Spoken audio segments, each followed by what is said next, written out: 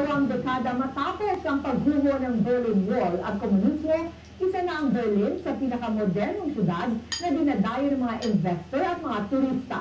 Na-report si Berda Marie Aguilar.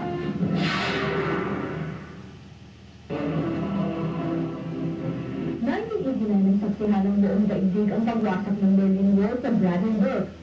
Ito ang simbolo ng pagguho ng komunismo at pagwawakas ng Cold War. Matapos ang 2 dekada, ito na ang Berlin. Puno ng kasaysayan, kultura, modernong istruktura at maunlad na ekonomiya. Ang dating Berlin Wall sa Brandenburg ay patok pa rin sa mga turista. Samantala, nakakalat dito sa buong syudad ang memorya ng Holocaust. Isa na dito ang Holocaust Memorial na malapit sa Tiergarten Park. Dinadayo rin ang Holocaust Memorial para sa mga biktima ng Holocaust ng Second World War.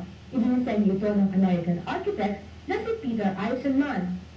Isa rin na mga hindi nyo dapat kalampasin kapag bumisita kayo sa Berlin ay ang Jewish Museum.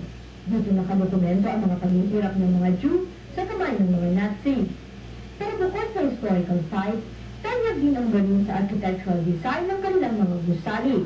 Nasa Potsdamer Platz ang Sony Central Band Tower at ang Berlin Palace kung saan ginaganap ang Berlin Film Festival. Kinuha para naman sa Paris Eiffel Tower ang Berlin Funkturm Tower.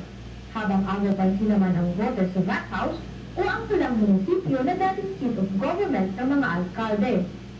Sa mga mahihilig sa simbahan, nasa Gendau landmark ang French at German Cathedral na pareho ang disenyo.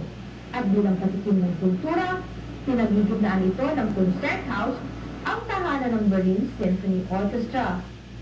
Para sa Balitang Europe, Berta Marie Aguilar, Berlin, Germany. Tanyag ang kapeng barako ng Batangas, hindi lang sa Pilipinas.